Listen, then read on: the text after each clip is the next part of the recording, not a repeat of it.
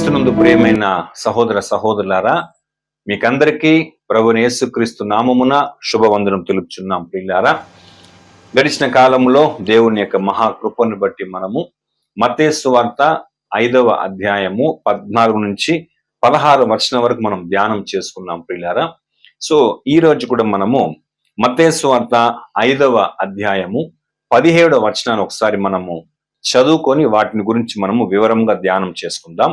మత్తయి సువార్త 5వ అధ్యాయము 17వ వచనం. ధర్మశాస్త్రమునైనను ప్రవక్తల వచనములైనను కొట్టివేయ వచ్చితనని తలంచవద్దు, నెరవేర్చుటకే గాని కొట్టివేయుటకు నేను రాలేదు. చాలా ప్రాముఖ్యమైనటువంటి విషయాన్ని యేసు ప్రభులు వారు చెప్తున్నారు. ధర్మశాస్త్రమునైనను ప్రవక్తల వచనములనైనను కొట్టివేయ వచ్చితనని తలంచవద్దు. ఏమండి? నెరవేర్చుటకే గాని కొట్టివేయుటకు నేను రాలేదు. సో ఈ విషయాన్ని ఎందుకొరకు యేసు ప్రభుల వారు అప్పుడు అక్కడ ఉన్నటువంటి ప్రజలను ఉద్దేశించి చెప్పాలంటే, యేసుక్రీస్తు అంటేనే యూదుల్లో కొందరికి ఒక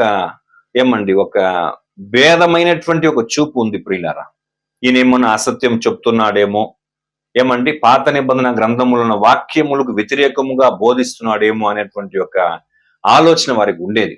అందువల్ల ఒక కన్ఫర్మేషన్ ఇస్తున్నాడు యేసు ప్రభు. ఎందుకంటే చూడండి, ఈ ధర్మశాస్త్రం అయినా సరే, వచనములైనా సరే, ఈ వార్తలు ధర్మశాస్త్రముల ఆజ్ఞలు గాని ప్రవక్తల ప్రవచనములు గాని ఇది కంప్లీట్ గా ఈ పాత నిబంధన గ్రంథంలో ఉన్న వాటికి ఎక్కువగా వాల్యూ ఇస్తారు ఈ యూదులు. ఓకేనా? అయితే ప్రియులారా, ఇప్పుడు ఈ ధర్మశాస్త్రంలో అలాగని ఓల్డ్ టెస్టిమెంట్ లో ఉన్నటువంటి ప్రవచనములు గాని, తర్వాత బలులు గాని, తర్వాత ధర్మశాస్త్రమునకు సంబంధమైనటువంటి ప్రతి వచనములు, ఇవన్నీ కూడా యేసుక్రీస్తు కూడా ఏమని చెప్తున్నాడంటే ప్రియులారా, ఇవన్నీ కూడా కలిసిగట్టుగా ఇవి అన్నీ కూడా నా గురించి చెప్పబడుచున్నది అనేటువంటి ఒక ఉద్దేశాన్ని క్రమక్రమముగా వారికి ఆయన ఏం చేస్తున్నాడు, బయలుపరుస్తున్నాడు. ఓకేనా? ఆ విషయం మనం బాగా గ్రహించాల. సో మరి ఈ పాత నిబంధన గ్రంథంలో ఉన్న ప్రతి ఆధ్యాత్మిక విషయములు కానీ, సంపూర్ణమైనటువంటి దేవుని యొక్క నీతి గాని, యేసుక్రీస్తు యొక్క శారీరకముగా వచ్చేటువంటి రాకడలోనే అదేమవుతుందండి, సంపూర్ణం అవుతుంది.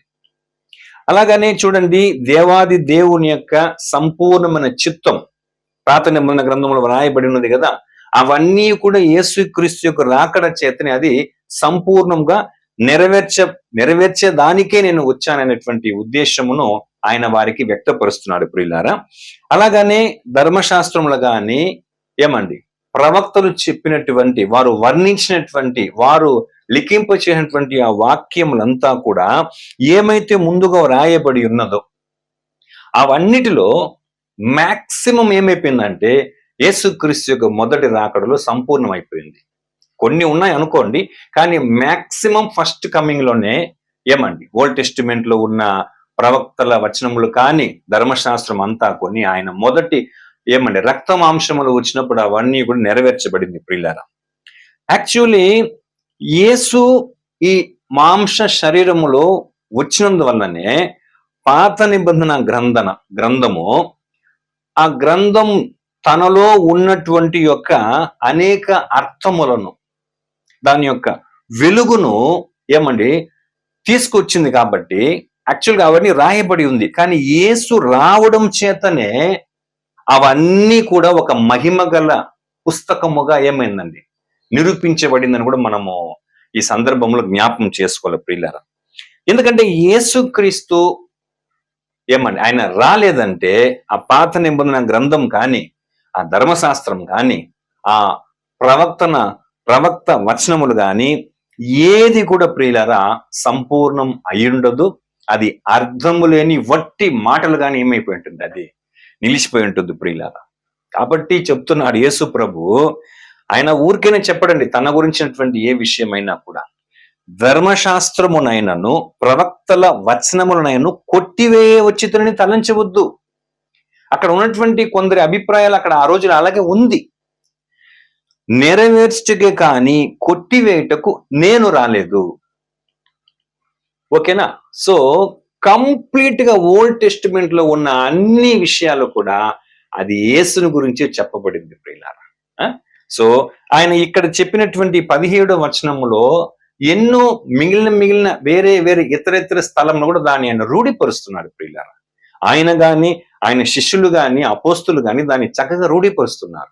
చూడండి, లూకా సువార్త 24వ అధ్యాయము 27వ వచనంలో యాక్చువల్లీ ఇక్కడ ఏమంటే యేసు ప్రభు మరణించి పునరుత్థానమై ఆయన ఇప్పుడు లేచేస్తారండి.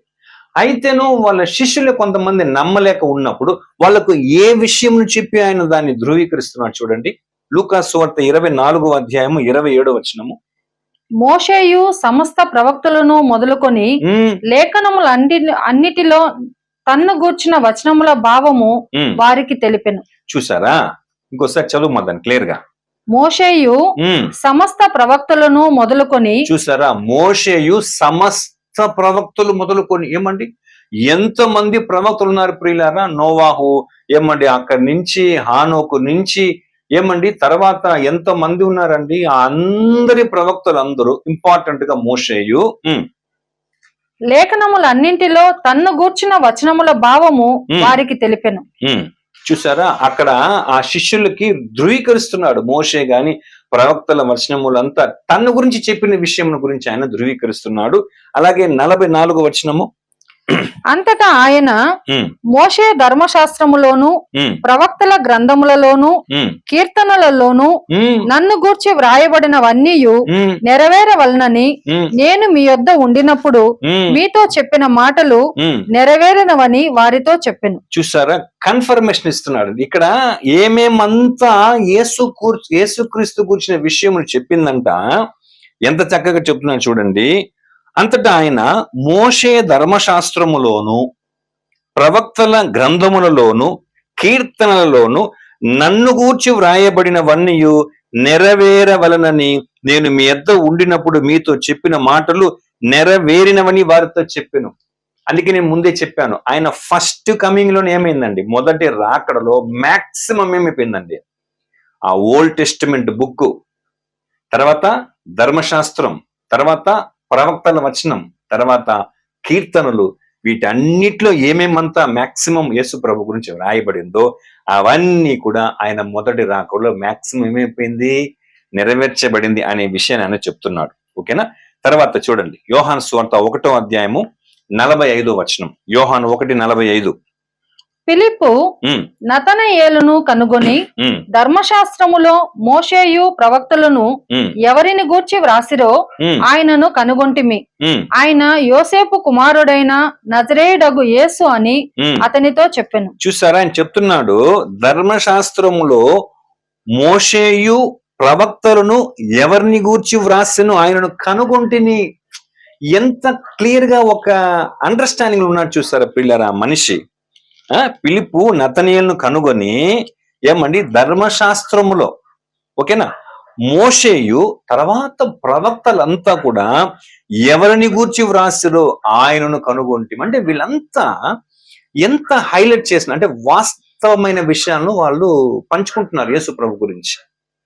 చూడండి, ఇప్పుడు మనం న్యూ టెస్టిమెంట్ లో మనం చూస్తున్నాం అది, కానీ ఓల్డ్ టెస్టిమెంట్ అన్నిటికీ ఎవరి మూలాధారం, ఎవరి క్యారెక్టర్ గురించి, ఎవరి జీవితం గురించి, ఎవరి ప్రత్యక్షత గురించి, ఎవరు చేయవలసిన పరిచర్య గురించి, ఎవరు చెల్లించవలసిన బలి గురించి, ఎవరు చేయవలసినటువంటి సంపూర్ణమైన పని గురించి వ్రాయబడిందంటే ప్రియులారా యేసుక్రీస్తు గురించి. అఫ్ కోర్స్ మనకు మొదటి పుస్తకములో సృష్టి, మానవ సృష్టి, మానవుని పాపము, శాపము, మరణము, తర్వాత చరిత్రలు, సో ఇవన్నీ మనము ప్రతి గ్రంథంలో చదువుకుంటా, బలులు ఇవన్నీ చెప్పుకుంటా వచ్చిన మెయిన్ గా ఎవరిని ఫోకస్ చేస్తుంది ఓల్డ్ టెస్టిమెంట్. అది ధర్మశాస్త్రం కానీ, ప్రవక్తల గ్రంథం కానీ, కీర్తన కానీ ప్రియులారా యేసుక్రీస్తును. ప్రియులారా ఎంత సంతోషం ఉంది చూడండి, మనకు ప్రభువుని గురించి అంత పెద్ద గ్రంథంలో చక్కగా వ్రాయబడి ఉందంటే. ఎందుకంటే చాలా మంది యేసుక్రీస్తు వచ్చిన తర్వాత ఆ న్యూ టెస్టిమెంట్ కి ఫోకస్ చేస్తారండి. కానీ అపోస్తలులు శిష్యులు ఎంత చక్కగా చెప్తున్నారు చూడండి ఆయన గురించి విషయం ఎక్కడ ఉందని చెప్పి. తర్వాత మనకందరికి తెలిసిన వాక్యమే యోహాను సువార్త 5వ అధ్యాయము 39వ వచనం. యోహాను 5:39. లేఖనముల యందు మీకు నిత్య జీవము కలదని తలంచుచు వాటిని పరిశోధించుచున్నారు, అవే నన్ను గూర్చి సాక్ష్యం ఇచ్చుచున్నవి. చూసారా, లేఖనములు ఎవరి గురించి సాక్ష్యం ఇస్తా ఉంది. ఎందుకు అప్పుడు ఏ లేఖనము అంటే ఏది అనుకోవాలి మనం? యేసు ప్రభు వచ్చి మాట్లాడుతున్నాడు, ఓకేనా? ఆయన వచ్చి మాట్లాడి ఆయన మరణించి ఆయన పునరుత్థానుడి తర్వాత కదని శిష్యులు మత్తయి, మార్కు, లూకా, యోహాను సువార్తలు రాశారు. అప్పుడు లేఖనం అంటే ఏ లేఖనమో? ఓల్డ్ టెస్టిమెంట్ లో ఉన్నటువంటి లేఖనములు ప్రియులారా. లేఖనములు యందు మీకు నిత్య జీవం కలదని తలంచచ్చు వాటిని పరిశోధించుచున్నారు కనుక అవే ఏం చేస్తా ఉంది? నన్ను గురించి సాక్ష్యం ఇస్తాను. మీరు వాటిని పరిశీలించండి. అలనాటి యూదులకును నెక్స్ట్ ఇంకా మనకు ఏముందండి? ఆయన వచ్చిన తర్వాత విషయాలన్నింటినీ పరిశీలిస్తేనే మనకేముంది ప్రియులారా? నిత్య జీవం ఉంది. తర్వాత అదే యోహాను సువార్త 5:45-46 వచనం ఏం చెప్తుంది చూడండి. యోహాను 5:45-46. మీరు ఆశ్రయించుచున్న మోషే మీ మీద నేరము మోపును, అతడు నన్ను గూర్చి వ్రాసెను గనుక మీరు మోషేను నమ్మినట్లయినా నన్నును నమ్ముదురు. మీరు అతని లేఖనములను నమ్మిన ఎడల నా మాటలు ఎలాగు నమ్ముదురనెను. చూసారా, మీరు ఆశ్రయించుచున్న మోషే మీ మీద నేరం మోపును. ఎందుకు? అతడు నన్ను గూర్చి వ్రాసిన కనుక. మోషే ఎవరి గురించి రాస్తాడండి? కానీ అక్కడ ఉన్న కన్ఫ్యూజ్ ఏమంటే అక్కడ ఉన్న యూదులు ఎవరికి ఇంపార్టెన్స్ ఇస్తారు? మామూలుగా మోషేకి. కానీ యేసు ఎంత ఒక గొప్ప రివీల్ చేసినాడు ప్రియులారా, ఎంత చక్కటి మాట.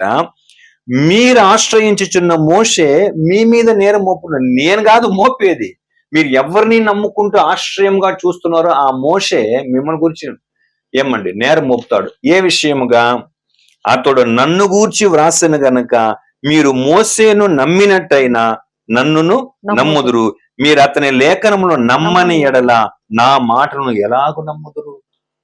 మోషే అంటే మీకు నమ్మకం, కానీ మోషే రాసిన మాటలు ఎవరి గురించి ఉందా లేఖనాల్లో? నన్ను గురించే మోషే రాశాడని చెప్తున్నారు ప్రియులారా. తర్వాత చూడండి అపోస్తుల కార్యములు. ఇక్కడ దాకంతా యేసు ప్రభు చెప్పిన విషయాలు. నెక్స్ట్ అపోస్తుల కార్యములు 3వ అధ్యాయము 24-26 వరకు పేతురు ఏం చెప్తాడో చూద్దాం. అపోస్తుల కార్యములు 3:24-26 వరకు. మరియు సమూయేలు మొదలుకొని ఎందరు ప్రవక్తలు ప్రవచించిరో వారందరూ ఈ దినమును గూర్చి ప్రకటించిరి. చూసారా, సమూయేలు మొదలుకొని ఎందరో ప్రవక్తలు ఏం చేస్తారండి? ప్రవచించారు. ఏ దినమును గురించి?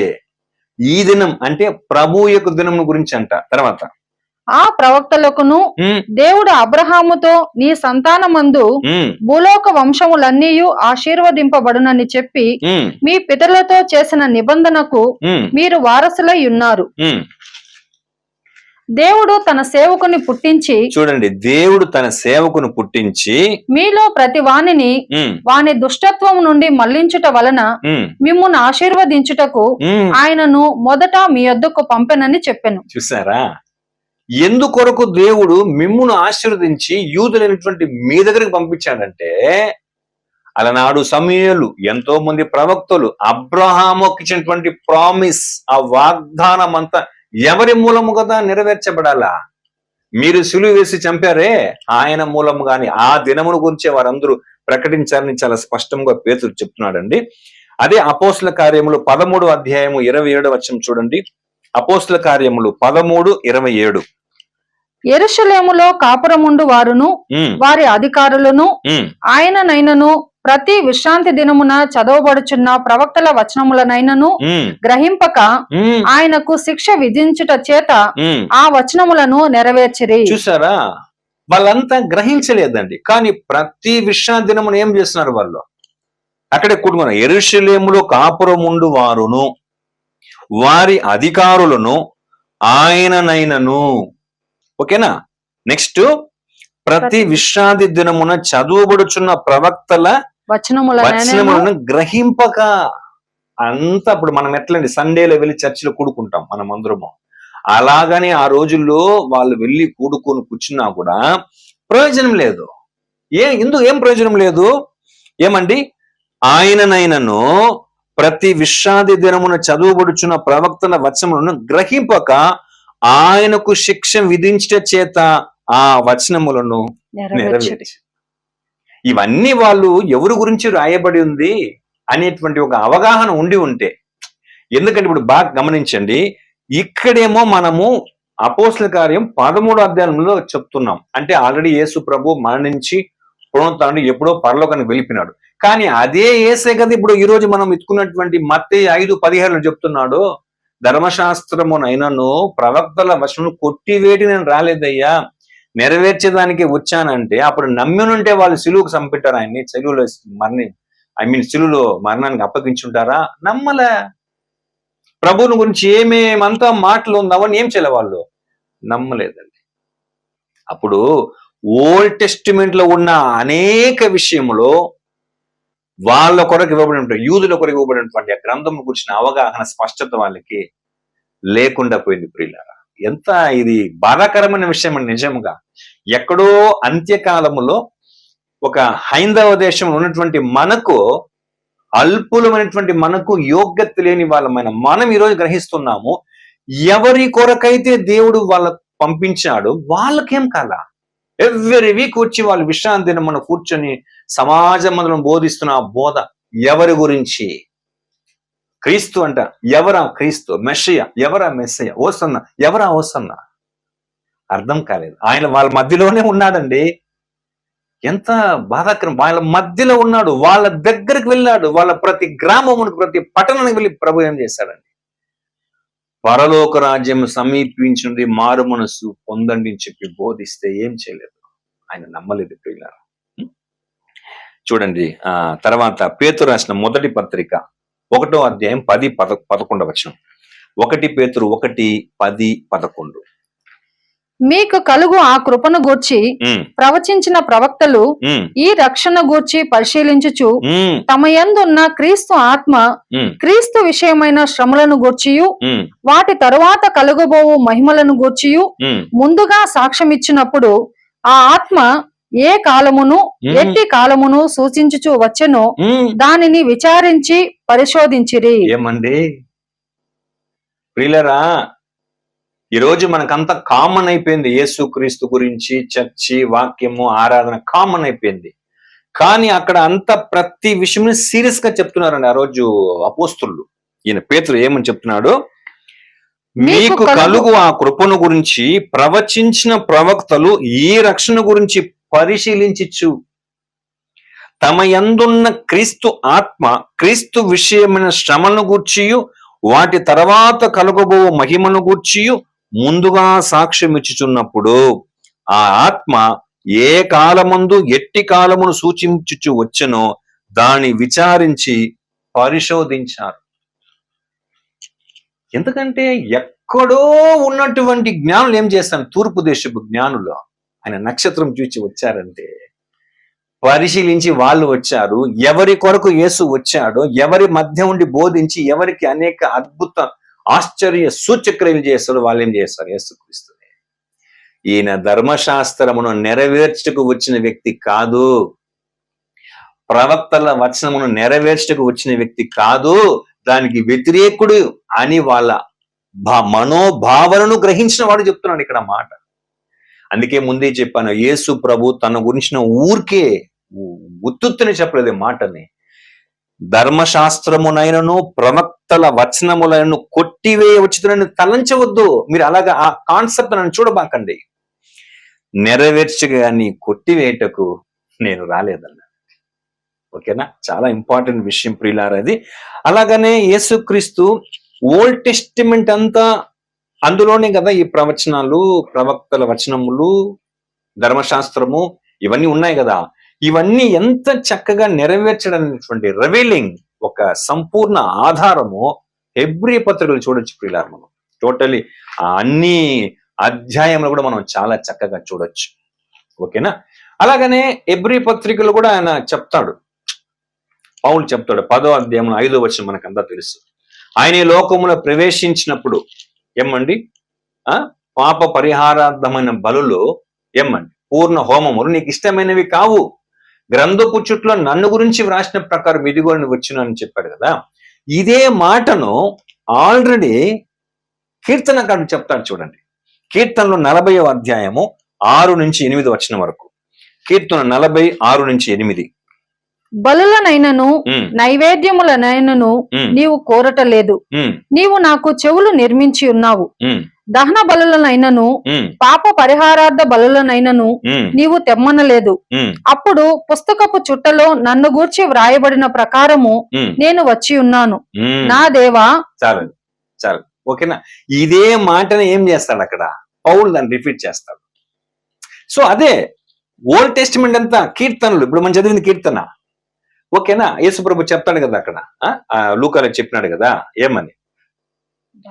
ధర్మశాస్త్రమునైనను ప్రవక్తల వచనములను కీర్తనలు నన్ను గురించి వ్రాయబడినవి అని చెప్పాడు కదా శిష్యులకి. అమ్మాయి దారిలో ఉన్న శిష్యులు చెప్పాడు కదా, ఎంత చక్కగా కీర్తన చాలా ఉన్నాయండి. కీర్తన 22 అధ్యాయంలో ఉంది, సో మెనీ చాప్టర్లో ఉన్నాయండి యేసుప్రభు గురించి, ఓకేనా? సో యూదులకు ఏమంటే మోషే రాసినటువంటి ధర్మశాస్త్రం గాని, ప్రవక్తలు గాని, ప్రవచన వచనములకు చాలా వాల్యూ ఇస్తారు. అందులోనూ మోషే అంటే ఆల్రెడీ ఒక ఫేమస్ ఫిగర్ ఎవరికి? యూదులకు. అయితే ఈ యేసుక్రీస్తు అప్పుడప్పుడే వచ్చినటువంటి వ్యక్తి కదా వాళ్ళ ముందర. కాబట్టి ఈయనంటే ఒక నెగ్లెక్ట్, యేసు ప్రభు అంటే ఒక నిర్లక్ష్యం వాళ్ళకి ఉండేది ప్రియులారా, ఓకేనా?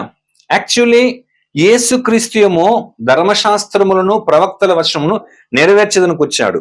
కానీ వీళ్ళు ఎలా చూశారంటే యేసుక్రీస్తుని, ఇతడు ఏమండి మోషే యొక్క క్రియలకు, మోషే మనకు చెప్పినటువంటి వాటికి ఇతడు ఎలా ఉన్నాడు, యేసు అనే వ్యక్తి వ్యతిరేకస్తుడుగా ఉన్నాడని ఆ దృష్టితోనే వాళ్ళందరూ ఏం చేస్తారండి చూశారు ప్రియులారా.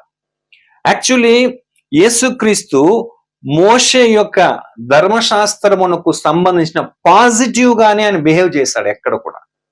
అందుకే నిజం చెప్తున్నాడు, అయ్యా నేను ధర్మశాస్త్రమును ప్రవక్తల వచనము నెరవేర్చడానికి వచ్చానయ్యా, మీరెందుకు నన్ను రాంగ్ ఉద్దేశంతో నన్ను చూస్తున్నారు మీరు అనేటువంటి. ఎందుకంటే ఆయనకు అందరి అంతర్గత తెలుసు కదా యేసుక్రీస్తుకి. తర్వాత అప్పుడున్నటువంటి యూదులు ఇలాంటి ఒక ఉద్దేశం ఉండడం చేతని యేసుక్రీస్తుని ద్వేషించారు ప్రియులారా. యాక్చువల్లీ ఆయన బాప్తిసం తీసుకొని ఉపవాసం ఉండి తర్వాత సమాజ మందిరంలో వచ్చి యెషయా గ్రంథం అనేటువంటి ఆ విషయం తీసి ఏమని ఆయన వచ్చి ఇక్కడ చెప్పేటప్పుడు వాళ్ళు నమ్మలేదు కదా. మెస్సియాను గురించి ఏ విషయం ఉందో వాటిని గురించి ఆయన చెప్పినప్పుడు వాళ్ళు దాన్ని నమ్మలేదు. అందుకే ఆయన తీసుకుని పెద్ద లోయలు తీసుకొని పోయి ఏమండి ఆయన తల కిందగా వేసి చంపేస్తామని తీసుకొని పోయినారు. అక్కడి నుంచి ఆయన ఏమైపోయినాడు, ఆయన వాళ్ళ మధ్య నుంచి ఆయన వెళ్ళిపోయాడు ప్రియులారా. అంటే అంతగా యేసుని ఏం చేశారు వాళ్ళు, ద్వేషించేటువంటి ఉద్దేశంతో చూశారు. అంటే ఎందుకంటే యేసుక్రీస్తు అంటే ఆయన చేసిన క్రియలు వీరికి నచ్చల. యేసుక్రీస్తు పాపను క్షమించేది నీకు నచ్చల. యేసుక్రీస్తు వేశ్యలను క్షమించేది వారికి నచ్చల. యేసుక్రీస్తు పాపం చేసిన వారిని శిక్షింపక క్షమించాడే, అది నచ్చల. ఎన్నో సంవత్సరంగా దురాత్మల చేత పీడించబడిన వారిని ఏమండి ఎంతో స్వస్థతలను దెయ్యముల చేత ఇలాంటి ఎన్నెన్నో అద్భుతములు చేశారు కదా. వాటిన్నింటినీ వాళ్ళని స్వస్థపరిచిన వాళ్ళని వారికి యేసుక్రీస్తుని టోటల్ గా తప్పైనటువంటి వ్యక్తిగానే రిసీవ్ చేసుకున్నారు. కాబట్టి ఏమండి వాళ్ళకి ఎలా ఉందంటే యేసు ప్రభు చేసినటువంటి ప్రతి కార్యములంతా కూడా ఈయన ఏదో పెద్ద నేరం చేస్తున్నట్టు, ఈయన ఏదో పెద్ద పాపం చేస్తున్నట్టుగానే ధర్మశాస్త్రమును అతిక్రమించినట్టుగానే ఏం చేశారు వాళ్ళు, యేసుని చూశారు ప్రియులారా, ఓకేనా? సో ఆయన ఎంత గొప్ప గొప్ప స్వస్థత చేశారు. విశ్రాంతి దినం స్వస్థత చేసినప్పుడు ఆయన ఇప్పుడు కామెంట్ చేశారు. అందుకే అడుగుతాడు, ఒక మీలో ఉన్న ఎవరికైనా ఒక జీవి ఏమంటే నోరు లేని జీవి ఏమన్నా కుంటలో పడిపోతే మీరు ఎత్తరా, విశ్రాంతి దినమును వదిలేస్తారా అంటే అప్పుడు ఈ వ్యక్తి ఆ జంతువు కంటే హీనమా? ఇప్పుడు ఆయన చేసిన క్రియ ఏమో ఆయనకు మంచిది, దేవుని చిత్తమునకు మంచిది, ఎందుకంటే దేవుని వ్రేలి చేతనే ఆయన అన్ని అద్భుతం చేస్తున్నాడు. కానీ ఈ యూదులకు ఎలా ఉంది, కొంతమంది ముఖ్యమైన వ్యక్తులకంతా అది ఏదో పాపమైనట్టు ఎంతగా ఆయన గురించి బ్యాడ్ గా ఫోకస్ చేస్తారు పిల్లలు.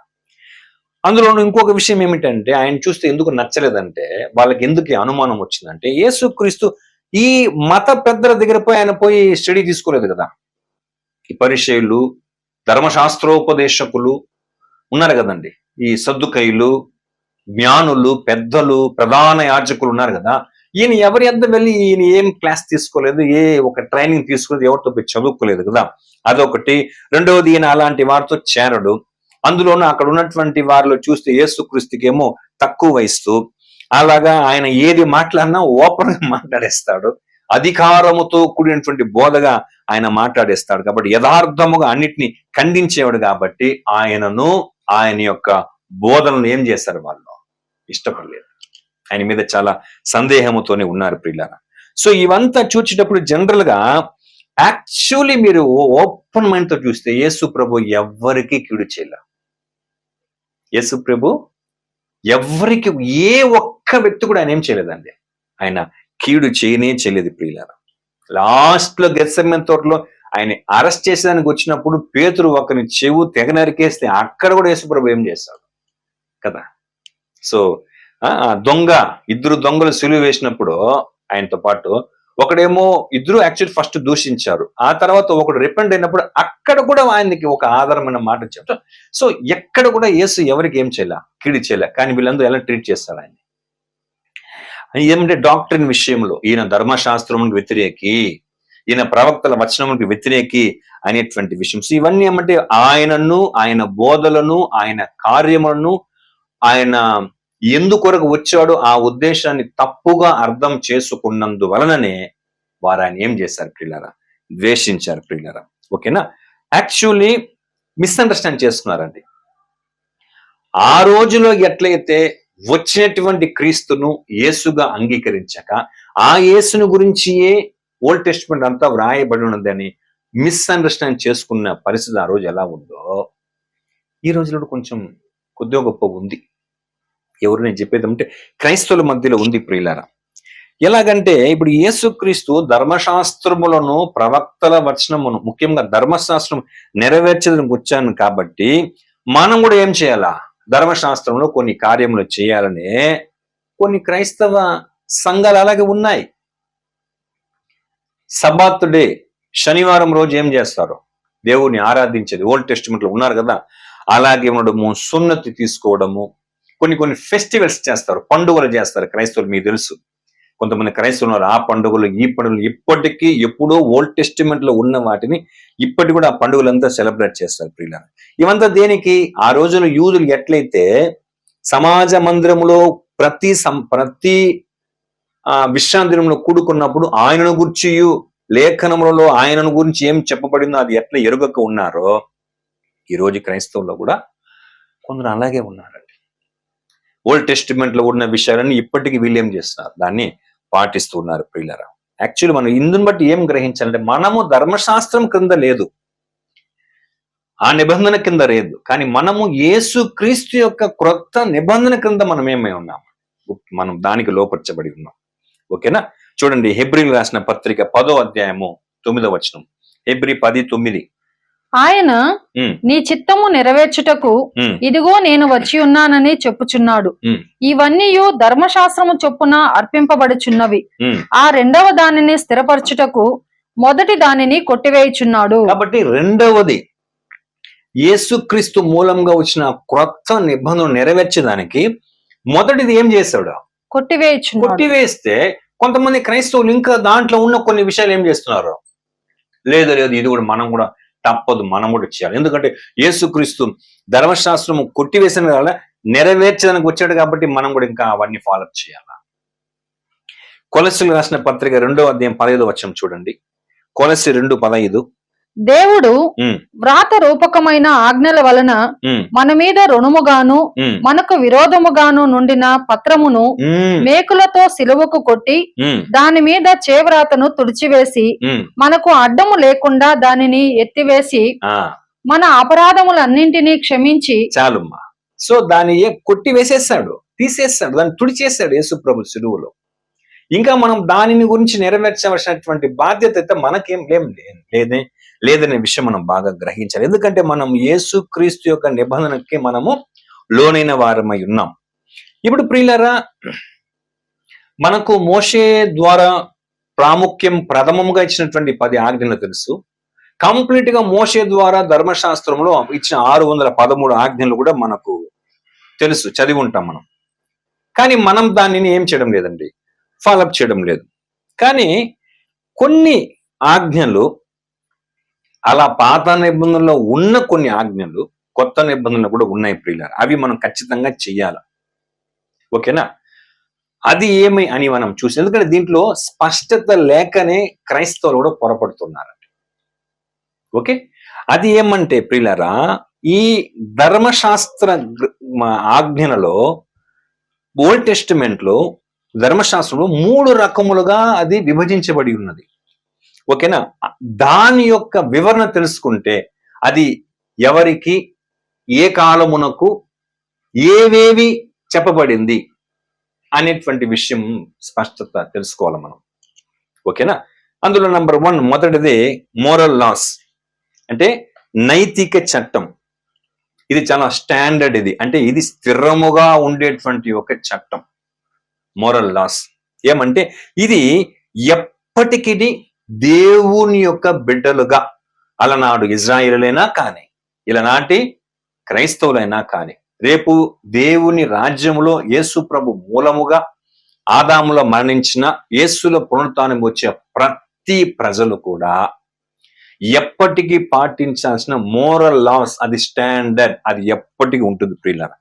ఎందుకంటే అది ఏమండి, దేవుని యొక్క స్వభావమునకు సంబంధించింది, అది నీతికి సంబంధించింది, అది మంచి కార్యమునకు సంబంధించింది. కాబట్టి దాంట్లో ఎప్పటికీ ఏ మార్పు ఉండదు, అది ఎప్పటికీ చేస్తూనే ఉండాలి. అది మోరల్ లాస్, ఇది ధర్మశాస్త్రం అన్నటువంటి మోరల్ లాస్ నేను చెప్పడం.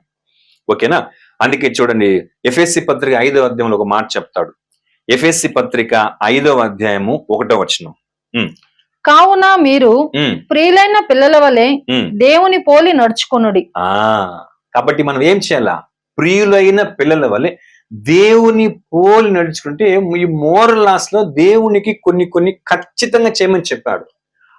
ఆయనకు ప్రియులైన పిల్లలముగా, ఒకప్పట్లో ఇజ్రాయేల్, ఇప్పట్లో క్రైస్తవులమైన మనం, తర్వాత దేవుని రాజ్యంలో ఎవరైనా ఆయన పిల్లలుగా ఉండాలంటే ఆయనకి ఇష్టమైన వాటిని ఖచ్చితంగా కొన్ని ఆజ్ఞలు ఎప్పటికీ పాటిస్తూ ఉండాల.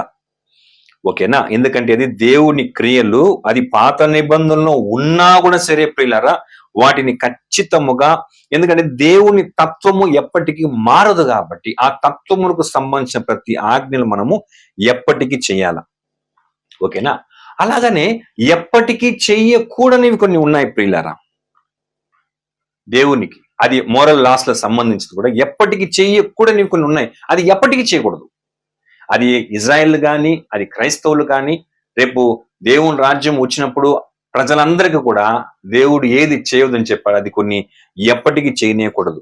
ఏమది, అనీతి, అన్యాయం, అధర్మం, ఏమండి అపరిశుద్ధత, అపవిత్రత, ఏమండి తర్వాత కనికరము లేనిది, ఇలాంటివి ఎప్పటికీ ఎన్ని యుగములు మారినా ఏం చేయకూడదు, అవి ఎప్పటికీ చేయకూడదు. కాబట్టి మోరల్ లాస్ లో ఎప్పటికీ చేయాల్సినవి ఉన్నాయి, ఎవరైనా కూడా చేయాల్సినవి ఉన్నాయి. అలాగే ఎప్పటికీ చేయకూడనివి కొన్ని, అది ఎన్ని యుగములు ఎన్ని తరములు మారినా అది మారేదానికి లేదు ప్రియులారా. ఓకేనా, యాక్చువల్లీ ఇంకొక విషయం చూస్తే మోషే ప్రథమంగా ఇచ్చినటువంటి 10 ఆజ్ఞల్లో మోషే ద్వారా దేవుడు ఇచ్చాడు కదా, దాంట్లో చాలా వరకు మనం ఇప్పుడు కూడా చేస్తున్నాం కదా. చాలా ఆజ్ఞలు మనము ఇప్పటికీ పాటిస్తున్నాం.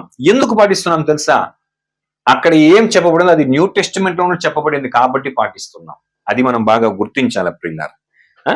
ఏమేమండి, నరహత్య చేయకూడదు, వ్యభిచరించకూడదు, అబద్ధ సాక్ష్యం చేయకూడదు, విగ్రహారాధన చేయకూడదు, వస్తువుల మీద ఎదుటి పురుషుని యొక్క స్త్రీల వారికి భాగస్వాముల మీద అన్య స్త్రీల మీద ఏం చేయకూడదు, మనము మోహించకూడదు కదా. ఇలాంటివన్నీ ఓల్డ్ టెస్టిమెంట్ లో 10 ఆజ్ఞలు చెప్పబడినట్టుగా న్యూ టెస్టిమెంట్ కూడా చెప్పబడింది కాబట్టి అవి మనకు ఖచ్చితంగా, అదే మోరల్ లాస్, అది ఎప్పటికీ ఏం లేదు, దానికి ఏ విధమైన మార్పు లేనే లేదు. ఎందుకంటే ఇప్పుడు ఓల్డ్ టెస్టిమెంట్ లో చేయకూడనివి మనం చేయకుండా ఉండాలంటే దానికి న్యూ టెస్టిమెంట్ లో కొన్ని వాటిని ఏం చేయమన్నాడు ఆయన, అది చేయమని చెప్పాడు. అప్పుడే మనము ఓల్డ్ టెస్టిమెంట్ లో చేయకూడని వాటిని ఎప్పటికీ చేయకుండా ఉంటాం. ఓకేనా, అది చదవండి. అది కూడా ఆయన కొండ మీద ప్రసంగంలో చెప్పాడు ఆ మాట కూడా ఆయన. ఎలాగంటే మత్తయి సువార్త 7వ అధ్యాయం 12వ వచనం చూడండి. మత్తయి 7:12. కావున మనుషులు మీకు ఏమి చేయవలనని మీరు కోరుకుందురో అలాగుననే మీరును వారికి చేయుడి, ఇది ధర్మశాస్త్రమును ప్రవక్తల ఉపదేశమునై ఉన్నది. చూసారా, ఓకేనా, ఇక్కడ కూడా ధర్మశాస్త్రములు ప్రవక్తల ఉపదేశం గురించి చెప్తున్నా. ఏమా ఉపదేశము, ధర్మశాస్త్రం ఏం చెప్తా ఉన్నట్టు, ప్రవక్తల ఉపదేశం ఏముందంటే, మనుష్యులు మీకు ఏమి చేయమని మీరు కోరుదురో అలాగుండే మీరును వారికి చేయుడి. ఇప్పుడు ఈయన చెప్పినటువంటి ఈ మాట ఆల్రెడీ ఓల్డ్ టెస్టిమెంట్ లో ఉందే, కాబట్టి మనం ఏం చేయాలి, కొన్ని విషయాలు మనం ఖచ్చితంగా ఎప్పటికైనా దాన్ని మనం నెరవేర్చాలి. ఫర్ ఎగ్జాంపుల్, ఇప్పుడు ఎవరు కూడా నన్ను అందరూ ద్వేషించాలా అని అందరూ అనుకుంటారు, మనం అది అనుకుంటాము. అలాగే ఎవరు కూడా నన్ను ద్వేషించకూడదు, ఎవరు నన్ను తిట్టకూడదు, ఎవరు కూడా ఏమండి నాకు ఏ విధముగా అబద్ధం చెప్పకూడదు, ఎవరు నాతో వేషధారులుగా ఉండకూడదు, ఎవడు నాకు ఏ హాని చేయకూడదు అని మనం అనుకుంటాం కదా. అందుకే చెప్తున్నాడు, ఎదుటివాడు మీ పట్ల ఎలా ఉండాలి నువ్వు కోరుతావో అది నువ్వు చెయ్యి. అది నువ్వు చేయడం అన్నది ధర్మశాస్త్రంలోనూ ప్రవక్తల వచనం చెప్పినటువంటి ఉపదేశముగా ఉంది. ఇది మనకు జరగాలంటే ఎదుటివాడు మనకేం చేయాలి అనుకుంటామో మనం ఏం చేయాలి, దాన్ని వానికి ఖచ్చితంగా చెయ్యాలి. అలా చేసినప్పుడు ఏమవుతుంది, మోరల్ లాస్ ని మనము నెరవేర్చిన వారం అవుతాం. చూడండి, రోమపత్రిక 13వ అధ్యాయము 8 నుంచి 10 వరకు. రోమ 13:8-10. ఒకనినొకడు ప్రేమించుట విషయములో తప్ప మరేమియు ఎవనికిని అచ్చి ఉండవద్దు. పొరుగు వాణిని ప్రేమించువాడే ధర్మశాస్త్రమును నెరవేర్చినవాడు. చూడండి, పొరుగు వాణి ప్రేమించువాడే ధర్మశాస్త్రం నెరవేర్చువాడు. ఎలాగనగా వ్యభిచరింపవద్దు, నరహత్య చేయవద్దు, దొంగిలవద్దు, ఆశింపవద్దు అనునవియు మరి ఏ ఆజ్ఞ అయినా ఉన్న ఎడల అదియు నిన్ను వలె నీ పొరుగు వారిని ప్రేమింపవలనను వాక్యములో సంక్షేమముగా ఇమిడి ఉన్నవి. అయిపోయిందా? ఏమండి అక్కడ ఏమి ఆ 10 ఆజ్ఞలు ఏమైతే ఉందో అలాగే న్యూ టెస్టిమెంట్ గురించి చెప్పబడింది ప్రియులారా. సో ఆ రీతిగా అయిపోయిందా? 10వ వచనం, ప్రేమ పొరుగువానికి కీడు చేయదు గనుక ప్రేమ కలిగి ఉండుట ధర్మశాస్త్రమును నెరవేర్చుటయే. అంతేనండి. సో యేసు ప్రభు న్యూ టెస్టిమెంట్ వచ్చిన తర్వాత 2 ఆజ్ఞ చెప్పాడు. ఒకటి, దేవునికి సంబంధించిన పూర్ణ హృదయంతో ప్రేమించేది. రెండవది, నిన్ను వల్ల పొరుగువాన్ని ప్రేమించే. అది పాటించామనుకోండి, మనం కూడా ఏం చేయనట్టు, ధర్మశాస్త్రంలో ఉన్నటువంటి అన్ని కాదు, 613 కాదండి, మోరల్ లాస్ ని మనం ఏం చేయనట్టు మనము నెరవేర్చినట్టు అవుతుంది ప్రియులరా. ఓకేనా? ఇప్పుడు నెక్స్ట్ మనం గమనిస్తే ప్రియులరా, ఈ అన్ని ఆజ్ఞలు కూడా ఒక్క కార్యంలో ఇన్క్లూడ్ అయిపోయింది. ఓకేనా? అది చూడండి, గలతీ 5:14. గలతీ 5:14. ధర్మశాస్త్రం అంతయు నిన్ను వలె నీ పొరుగు వారిని ప్రేమించుము అను ఒక్క మాటలో సంపూర్ణమై ఉన్నది. అయిపోయిందండి. ఒక్క మాటలో ధర్మశాస్త్రం అంతా ఏమైపోయింది ప్రియులారా? సంపూర్ణమైపోయింది ప్రియులారా. ఓకేనా? ఇదేనండి దేవునికి ప్రియమైనటువంటి కార్యం ప్రియులారా. అయితే ఇది చాలా సులభం కాదు. ఓకేనా? దీనిని యేసు యొక్క సహాయం చేత తండ్రి అయిన దేవుని యొక్క ఆత్మ మూలముగానే మనం ఏం చేయగలం, దీన్ని సంపూర్ణంగా నెరవేర్చగలం. బట్ ఇది అంత సులభం కాదు. చూడండి, రోమపత్రిక 8వ అధ్యాయం 4వ వచనం. రోమ 8:4. శరీరమును అనుసరింపక ఆత్మను అనుసరించే నడుచుకొను మనయందు ధర్మశాస్త్ర సంబంధమైన నీతి విధి నెరవేర్చబడవలనని పాప పరిహారము నిమిత్తము దేవుడు తన సొంత కుమారుని పాప శరీర ఆకారముతో పంపి ఆయన శరీరమందు పాపమునకు శిక్ష విధించెను. ఎంత క్లియర్ గా చూడండి, మనం ఎవరమంట? ఫస్ట్ ఆఫ్ ఆల్, శరీరమును అనుసరింపక ఆత్మను అనుసరించియే నడుచుకొను మనయందు. ఎందుకంటే క్రైస్తవులు శరీరం అనుసరించేవారు కాదు, ఆత్మను అనుసరించేవారు. కాబట్టి మన యందు ఏం చెప్తున్నాడు, ధర్మశాస్త్ర సంబంధమైన నీతి విధి నెరవేర్చబడవలనని పాప పరిహారం నిమిత్తము దేవుడు తన సొంత కుమార్ని పాప శరీరాకారంతో పంపి. ఇది ఎందుకంటే దేవుని చిత్తం నెరవేర్చే ధర్మశాస్త్రం నెరవేర్చబడాలి. అది అంత సులభం కాదు. ఇది దేవుడు చేసేదానికి దేవుడే తన కుమార్ని ఏం చేయాల్సి వచ్చిందండి, బలిగా పంపించాల్సి వచ్చినప్పుడు మనం కూడా కొన్ని సాక్రిఫైస్ చేస్తేనే పిల్లలు ఆ విషయాలన్నీ కూడా మనము పాటించేదానికి ఫుల్ఫిల్ అవుతుంది. సో దీనినే ఏమండి మోరల్ లా ఫుల్ఫిల్. ఇలాగానే యేసు ప్రభు ఏం చేస్తారండి, వాటన్నిటి కూడా ఫుల్ఫిల్ చేశాడు. పౌలు కూడా అలాగనే ఫుల్ఫిల్ చేస్తున్నాడు, మనల్ని కూడా అలాగనే ఏమవుతున్నాడండి చేయమని చెప్తున్నాడు. కాబట్టి మోరల్ లా అనేది ఎప్పటికీ మనం చేయాలి. ఇది ఒక క్లారిటీ లేకుండానే చాలా మంది యేసు ప్రభు 5:17 మత్తేలు చెప్పినట్టు మనం అన్నిటినీ ఏం చేయాలి, ధర్మశాస్త్రం అన్ని ఆజ్ఞలు పాటించాలనేసి విశ్రాంతి దినం పాటించేది, సున్నతి చేసుకునేది, పండుగలు చేసేది ఇంకా చేస్తున్నారు. No, that's wrong. Moral loss వరకు మనం ఎప్పటికీ ఏం చేయాలి, దాన్ని మనం పాటిస్తూనే ఉండాలి. ఓకేనా? నెక్స్ట్ ఇంకొక లా, అదేమంటే సెరెమనీ లా. అంటే ఇది కొన్ని గుర్తింపదగ్గ ఆచారములను ఖచ్చితంగా ఓల్డ్ టెస్టిమెంట్ లో చేయాల. ఇజ్రాయేల్కి దేవుడు చెప్పినటువంటి యొక్క చట్టం, ఇది విధించినటువంటి చట్టం ప్రియులారా. అదేమని మనం చూస్తే బలి చెల్లించాలి, ఖచ్చితంగా బలి చెల్లించాలి. ఈవెన్ ఒక బిడ్డ పుట్టినప్పుడు ఏం చేయాలా, 8వ రోజుకే దేవుని తీసుకొచ్చి బలి ఇవ్వాలా. నెక్స్ట్ కొన్ని పండుగలు చేయాలా. ఇంకో విషయం తెలుసా, కొన్నిటిని ముట్టవచ్చు, అది కూడా ఆజ్ఞ. కొన్నిటి ముట్టరాదు, అది కూడా ఆజ్ఞ.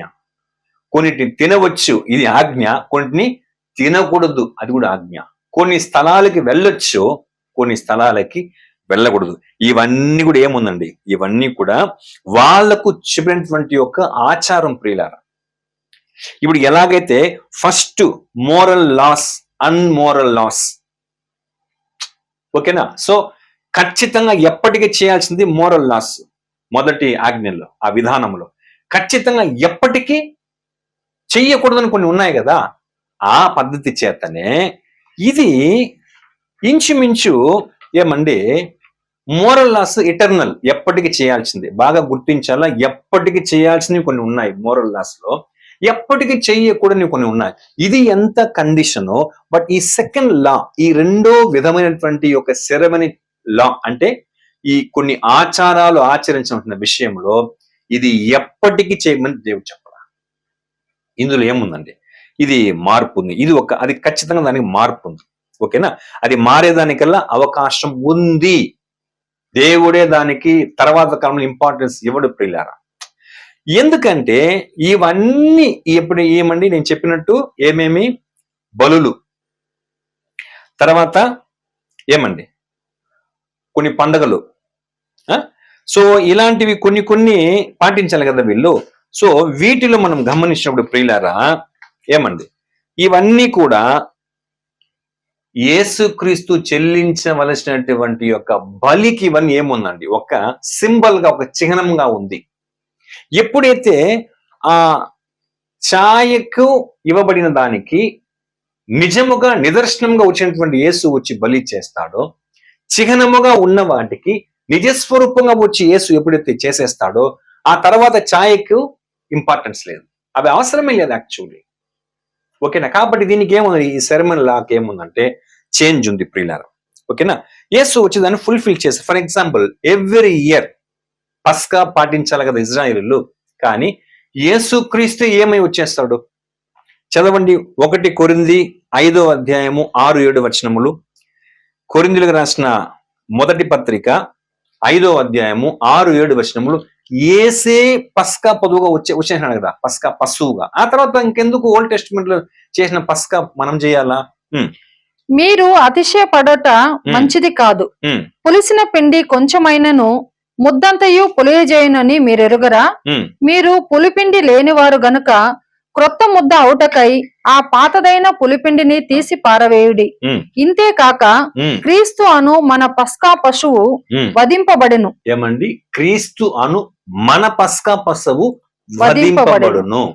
కనుక పాతదైన పులిపిండితోనైనను దుర్మార్గతయు దుష్టత్వమునను పులిపిండితోనైనను కాకుండా నిష్కాపట్యమును సత్యమునను పులిని రొట్టెతో పండుగ ఆచరింతము. అదండి, యేసు నిజస్వరూపం నిజమైనటువంటి పస్కా పశువుగా వచ్చిన తర్వాత, అది కూడా పస్కా డేనే అని ఏమైనాడు, వధించబడినప్పుడు ఇక ఓల్డ్ టెస్టిమెంట్ లో నిర్గమకాండంలో చెప్పినటువంటి పస్కా అవసరం లేదు. అది ఒక ఛాయ అంతే, నిజం ఇక్కడికి వచ్చేసింది. నెక్స్ట్ అలాగనే ట్యాబర్నికల్లో ఏమండి, పాప పరిహారార్థమైన బలి, సమాధానార్థమైన బలి, సర్వాంగ దహన బలి, ఇవన్నీ ఇచ్చేవాళ్ళు కదా. అయితే యేసు ప్రభు వచ్చి ఎప్పుడైతే ఆయన తను తాను బలిగా అర్పించాడో, ఆ తర్వాత ఏ బలి అవసరం లేదు. ఫర్ ఎగ్జాంపుల్ ఆ ట్యాబర్నికల్, ఆ ప్రత్యక్ష గుడారం ముందర చెప్పబడిన అన్ని కూడా దేనికి ఛాయగా ఉందని చెప్పాడండి పౌలు. హెబ్రీ పత్రికలో చెప్తాడు కదా, పరలోకములో ఉన్నటువంటి ప్రతి వస్తువులకు ఇది ఏముంది? ఛాయగా ఉంది. సో నిజమైనటువంటి వచ్చిన యేసు ప్రభు చేసేసాడు కాబట్టి అదంతా ఒట్టి ఛాయనే. ఓకేనా? కాబట్టి అది దాని గురించి చూడండి. కొలస్సీలు రాసిన పత్రిక 2వ అధ్యాయము 16-17. కొలస్సీ 2:16-17. కాబట్టి అన్నపానముల విషయములోనైనను, పండుగ, అమావాస్య, విశ్రాంతి దినము అనువాటి విషయములోనైనను మీకు తీర్పు తీర్చనెవనికిని అవకాశం ఇయ్యకుడి. పండుగ, అమావాస్య, విశ్రాంతి దినము, అదే అంటే దినాలకు, పండుగకు ఏమండి ఇంపార్టెన్స్ ఇస్తారు కదా, అవన్నిటిని మీరు చేయవలసిన అవసరం లేదు. తర్వాత ఇవి రాబో వాటి ఛాయే గాని, ఇది రాబో వాటి ఛాయే గాని నిజ స్వరూపము క్రీస్తులో ఉన్నది. అంతే. నిజ స్వరూపమైన యేసు వచ్చిన తర్వాత ఆ ఛాయను ఆచరించాల్సిన అవసరం ఏముంది? కానీ ఇప్పటికి ఇంకా కొంతమంది క్రైస్తవులు పండుగ చేస్తారు. ఓకేనా? ఇప్పటికీ డేస్ ని లెక్క పెట్టి కొన్ని కార్యాలు చేస్తారు. అవన్నీ చేయాల్సిన అవసరం అయితే క్రైస్తవులకు లేనే లేదు ప్రియులరా. సో ఇవంతా కూడా ఆ పాత నిబంధన గ్రంథంలో ధర్మశాస్త్రములు ఇవ్వబడినటువంటి యొక్క 600 ఆజ్ఞలలో ఉంది. అయితే అది వాళ్ళు ఆ కాలంలో ఖచ్చితంగా చేయాల. ఈ కాలంలో మనకు అలాంటివి అవసరం. ఎందుకంటే యేసు చేసిన కార్యానికి అవి ఒక షాడోగా ఉంది. ఓకేనా? కాబట్టి మోరల్ లాస్ ఎప్పటికీ చేంజ్ లేదు. ఓకేనా? ఇటర్నల్ ఎప్పటికీ అది చెయ్యాలా. సో దీంట్లో ఏముందంటే చేంజ్ ఉంది. యాక్చువల్లీ ఇంకొక విషయం చెప్పాలంటే, ఓల్డ్ టెస్టిమెంట్ లో ఉన్నటువంటి ధర్మశాస్త్రంలో చెప్పబడిన కొన్ని ఆజ్ఞల కంటే యేసు వచ్చి కొన్ని ఆజ్ఞలు ఇంకా హైలీగా దాన్ని ఏం చేశారు? డెవలప్ చేశారు కదా. అది మనకంతా తెలుసు. అది కూడా యాక్చువల్లీ నెక్స్ట్ ఇదే చాప్టర్ లో వస్తుంది. నరహత్య గురించి ఉంది కదా. ఓకేనా? బట్ అదే నరహత్యకి అది ఎంత సీరియస్ కేసు అది. బట్ ఆ కేసుని యేసు దేంతో పోల్చాడు? తర్వాత ఆయన కోపపడే విషయంలోను, తర్వాత వ్యర్థుడా అని చెప్పితేను, ద్రోహి అని చెప్తే కూడా ఏముందండి? అలాంటి ఒక జడ్జిమెంటే. ఆ తర్వాత వ్యభిచారం చేస్తే పాపము. కానీ యేసు వచ్చి ఏం చెప్పాడు? దాన్ని ఎంత హైలీ సీరియస్ గా చేస్తాడు. ఒక స్త్రీని మోహపు చూపుతో చూస్తే అప్పుడే తన హృదయం ముందు ఆమె ఏం చేయనట్టు? వ్యభిచరించినట్టు. సో ఇలాగా చాలా విషయాలన్నీ ఏముందండి? యేసు ప్రభు ఇంకా దాన్ని హయ్యర్ చేస్తాడు. ఓకేనా? అది మనం బాగా గమనించాలా.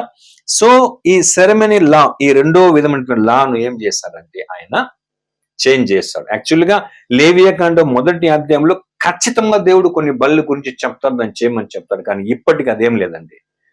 ఆ బలులు ఏవి కూడా మనం చెల్లించాల్సిన అవసరమే లేదు. ఎందుకంటే పూర్ణ హోమములను, పాప పరిహారార్థమైన బలులు నీకు ఇష్టమైనది కాదని అక్కడే చెప్పేసినాడు. ఈ యేసు చేసిన తర్వాత మళ్ళీ ఎందుకు ఆ బలి ఇవ్వాలి మనం? ఓకేనా? అది మనం బాగా గుర్తించాలా. ఇక మూడవదిగా ధర్మశాస్త్రం ఇవ్వడం యొక్క చట్టం ఏమంటే సివిల్ లాస్, అంటే పౌర చట్టాలు. ఓకే? ఎందుకంటే ఒక సెక్షన్, ఇప్పుడు ఎట్లా మనం IPC, Indian penal code section, ఇవి లేదంటే ఆ నీతి, న్యాయము, క్రమము అనేది తప్పిపోతుంది. ఓకేనా? సో అది ఆ రోజుల్లో ఖచ్చితంగా దేవుడు చేయమని చెప్పాడు. ఇది ద్వితీయోపదేశకాండం 24వ అధ్యాయంలో ఈ సివిల్ లాస్ గురించి దీని గురించి ఉంది. ఇది మీరు చదువుకోవచ్చు ప్రియులారా. అంటే ఎవరైనా ఏదైనా నేరం చేస్తే దానికి గల శిక్ష ఉంది. ఓకేనా? కానీ అది మనం గమనిస్తే ఏమండి, సో దాంట్లో కూడా కొంచెం చేంజ్ అయితే వచ్చింది. ఇప్పుడు ఎట్లంటే అదే యేసు ఏం చేశాడంటే, కంటికి కన్ను, పంటికి పళ్ళు అని చెప్పబడిన మాట మీరు విన్నారు కదా.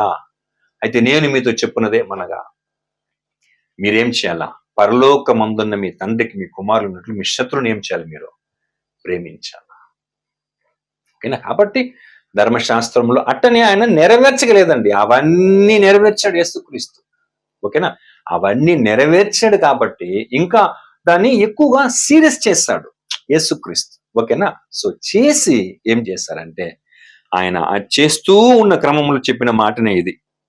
ఎక్కడ? మత్తయి 5:17 ధర్మశాస్త్రమునైనను ప్రవక్తల వచనములైనను ఏమండి కొట్టివేటుకు వచ్చిన నేను తలంచవద్దు, నెరవేర్చుటకు గాని కొట్టివేటుకు నేను రాలేదు. ఇంకా అది ఎంత ఇంపార్టెంట్ గా, ఏ మాత్రం సిల్లీ థాట్ కూడా నేను దాని విషయమే నిర్లక్ష్యం చేయలేదనే విషయాన్ని నెక్స్ట్ వర్షం నుంచి కొన్ని విషయాలు చెప్తాడు. దాన్ని నేను ఎలాగా వచ్చి దాన్ని ఏమండి, సున్నయను పుల్లయను నేను దానిలో తీసివేయబడదని చెప్పాడు. ఎంత సీరియస్ గా నెరవేరుస్తాడు, దాని ప్రకారంగా ఎట్లంతా జీవించాలనే విషయాన్ని ఆయన నెక్స్ట్ వర్షం చెప్పాడు. కాబట్టి అది దేవుని చిత్తం అయితే మనము రాబోయే భాగంలో ధ్యానం చేసుకుందాం. కాబట్టి ఈ రోజు మనం చూసిన విషయం ఏమంటే, యేసు ఏ రీతిగా ధర్మశాస్త్రమును ప్రవక్తల వచనమును నెరవేర్చడం కూర్చోడు.